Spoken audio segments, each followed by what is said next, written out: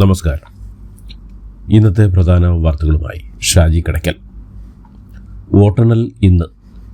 നിയമസഭാ തെരഞ്ഞെടുപ്പിന് മുന്നോടിയായുള്ള സെമി ഫൈനൽ എന്ന് വിശേഷിപ്പിക്കപ്പെടുന്ന തദ്ദേശ തെരഞ്ഞെടുപ്പിൻ്റെ വോട്ടെണ്ണൽ ഇന്ന്.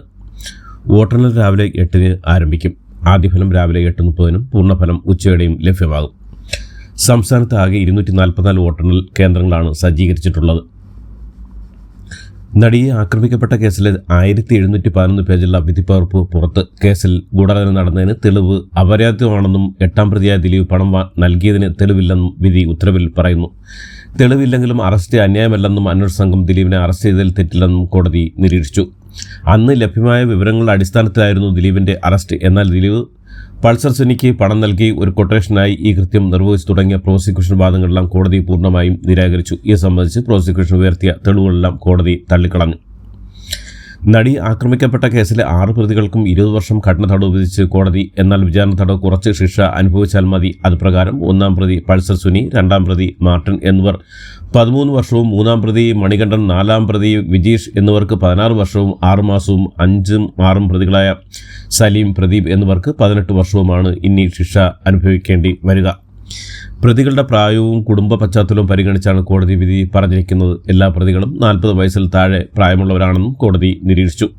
ജീവപര്യന്തം ആർക്കുമില്ല. 6 പ്രതികളെയും വിയ്യൂർ ജയിലിലേക്ക് മാറ്റും. 5 ലക്ഷം രൂപ അതിജീവിതയ്ക്ക് നൽകണമെന്നും അതിജീവിതയുടെ മോചനം തിരികെ നൽകണം എന്നും കോടതി വ്യക്തമാക്കി.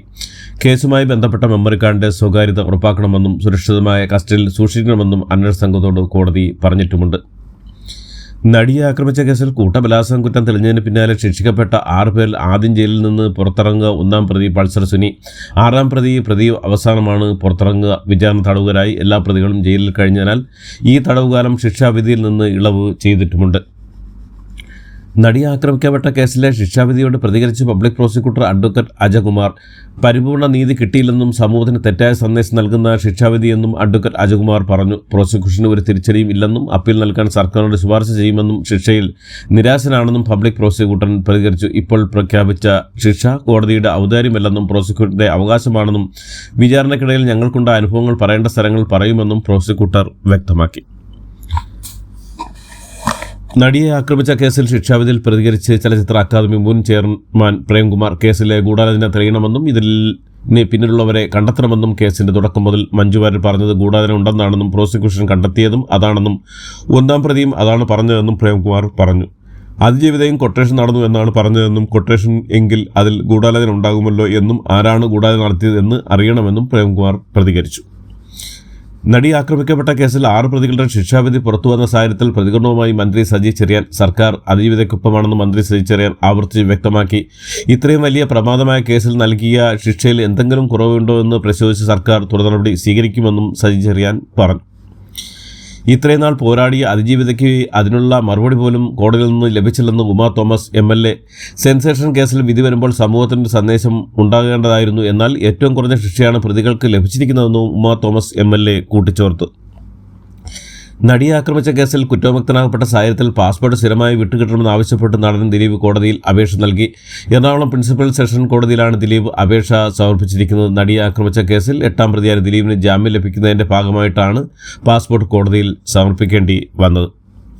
നടി ആക്രമിക്കപ്പെട്ട കേസിലെ ശിക്ഷാവിധിയോട് പ്രതികരിച്ച് നിയമമന്ത്രി P. രാജീവ് മാതൃകാപരമായ ശിക്ഷ ഉറപ്പാക്കുന്നതിൽ പ്രോസിക്യൂഷൻ വിജയിക്കുന്നുവെന്ന് മന്ത്രി P. രാജീവ് പ്രതികരിച്ചു. വിധിയുടെ പൂർണ്ണഭാഗം കിട്ടിയില്ല, നല്ല വിധിയായിട്ടാണ് തോന്നുന്നത്. അന്വേഷണ സംഘത്തിന് പ്രോസിക്യൂഷനുള്ള അംഗീകാരമാണ് വിധി പകർപ്പ് കിട്ടിയ ശേഷം തുടർ നടപടികൾ സ്വീകരിക്കുമെന്നും മന്ത്രി രാജീവ് കൂട്ടിച്ചേർത്തു. നടി ആക്രമിക്കപ്പെട്ട കേസിൽ പ്രതികളുടെ ശിക്ഷാവിധി പ്രഖ്യാപിച്ച പിന്നാലെ പ്രതികരിച്ച് താരാ സംഘടന അമ്മ പ്രസിഡന്റ് ശ്വേതാ മേനോൻ. സംഘടന അതിജീവിതയ്ക്കൊപ്പമാണെന്നും പ്രതികൾക്ക് ലഭിച്ച ശിക്ഷ പോരായെന്നും അപ്പീൽ പോകണമെന്നാണ് തന്റെ വ്യക്തിപരമായ അഭിപ്രായമെന്നും ശ്വേത പ്രതികരിച്ചു. കൂടാതെ ദിലീപിനെ തിരിച്ചെടുക്കുന്ന കാര്യത്തിൽ അമ്മയിൽ ഒരു ചർച്ചയും നടന്നിട്ടില്ലെന്നും ശ്വേത വ്യക്തമാക്കി. നടി ആക്രമിക്കപ്പെട്ട കേസിലെ ശിക്ഷാവിധിക്ക് പിന്നാലെ രൂക്ഷ വിമർശനമായ പ്രശസ്ത ഡബ്ബിംഗ് ആർട്ടിസ്റ്റ് ഭാഗ്യലക്ഷ്മി. പെണ്ണിന്റെ മാനത്തിന് 5 ലക്ഷം രൂപയാണോ വിലയെന്ന് ഭാഗ്യലക്ഷ്മി ചോദിച്ച് ഇതെന്ത് രാജ്യമാണെന്ന് തോന്നിപ്പോകുന്നു. നിയമത്തിന് മുന്നിൽ ഇത് ചെയ്തവരെല്ലാം നിഷ്കളങ്കരും അവർ വലിയ കുറ്റക്കാരിയുമായെന്ന പോലെയാണെന്നും ഭാഗ്യലക്ഷ്മി പ്രതികരിച്ചു. കുട്ടികളോട് കുറുമ്പ് കാണിക്കരുതെന്ന് പറഞ്ഞ് ശാസിക്കുന്ന പോലെയാണ് വിധി കേട്ടത് തോന്നുന്നതെന്നും ഭാഗ്യലക്ഷ്മി കൂട്ടിച്ചേർത്തു. നടി ആക്രമിക്കപ്പെട്ട കേസിൽ കുറ്റവാളികൾക്ക് ജീവപര്യന്തം തടവ് ശിക്ഷ പ്രതീക്ഷിച്ചുവെന്ന് സംവിധായകൻ കമൽ. പരമാവധിക്ക് ശിക്ഷ ആർക്കും ലഭിച്ചില്ല, നീതി നടപ്പായിട്ടില്ലെന്നും അതിജീവിതയ്ക്ക് നീതി ലഭിച്ചില്ലെന്നുമാണ് മനസ്സിലാക്കുന്നതെന്നും കമൽ പറഞ്ഞു. 30ാമത് കേരള അന്താരാഷ്ട്ര ചലച്ചിത്രോത്സവത്തിന് തിരിതെളിഞ്ഞു. നിശാഗന്ധി ഓഡിറ്റോറിയത്തിൽ നടന്ന ചടങ്ങ് സാംസ്കാരിക മന്ത്രി സജി ചെറിയാൻ ഉദ്ഘാടനം ചെയ്തു. 8 ദിവസം നീണ്ടു നിൽക്കുന്ന ചലച്ചിത്രമേള ഡിസംബർ 19 സമാപിക്കും. 2027 സെൻസസിന് കേന്ദ്ര മന്ത്രിസഭയുടെ അംഗീകാരം. 11,718 കോടി രൂപ ചെലവിൽ സെൻസസ് നടത്താനാണ് കേന്ദ്രസഭ അംഗീകാരം നൽകിയത്. ലൈംഗിക കേസിൽ പ്രതിയായ ചലച്ചിത്ര സംവിധായകൻ PT കുഞ്ഞുമുഹമ്മദ് മുൻകൂർ ജാമ്യാപേക്ഷ നൽകി. തിരുവനന്തപുരം സെഷൻ കോടതിയിലാണ് മുൻകൂർ ജാമ്യാപേക്ഷ നൽകിയത്. ഹർജി സ്വീകരിച്ച കോടതി പോലീസിനോട് തിങ്കളാഴ്ച റിപ്പോർട്ട് നൽകണമെന്ന് നിർദ്ദേശം നൽകി.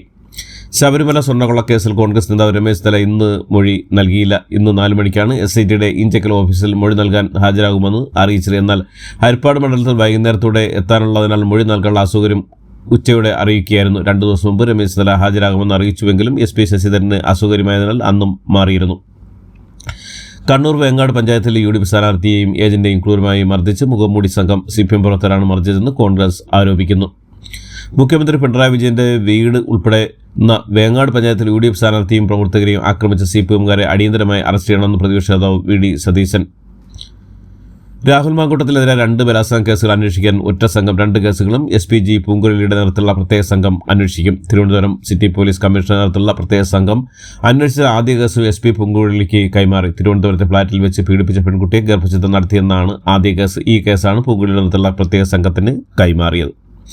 നടൻ വിജയുടെ റാലിലുണ്ടായ ആൾക്കൂട്ട ദുരന്തവുമായി ബന്ധപ്പെട്ട കേസിൽ മദ്രാസ് ഹൈക്കോടതി നടപടികളിൽ സംശയം ഉന്നയിച്ച് സുപ്രീം കോടതി. കേസുകൾ ലിസ്റ്റ് ചെയ്യുന്നതിലും വാദം കേൾക്കുന്നതിലും മദ്രാസ് ഹൈക്കോടതിയിൽ തെറ്റായോ എന്ത് സംഭവിക്കുമെന്ന് സുപ്രീം കോടതി നിരീക്ഷിച്ചു. 2024 തമിഴ്നാട് നിയമസഭാ തെരഞ്ഞെടുപ്പിൽ തങ്ങളുടെ പാർട്ടി അധ്യക്ഷൻ വിജയെ മുഖ്യമന്ത്രി സ്ഥാനാർത്ഥിയെ പ്രഖ്യാപിച്ചുകൊണ്ട് തമിഴക വെട്ടറി കഴകം പ്രമേയം പാസാക്കി. ഇതോടുകൂടി ഇന്നത്തെ വാർത്തകൾ ഇവിടെ അവസാനിക്കുന്നു. എല്ലാവർക്കും നന്ദി, നമസ്കാരം.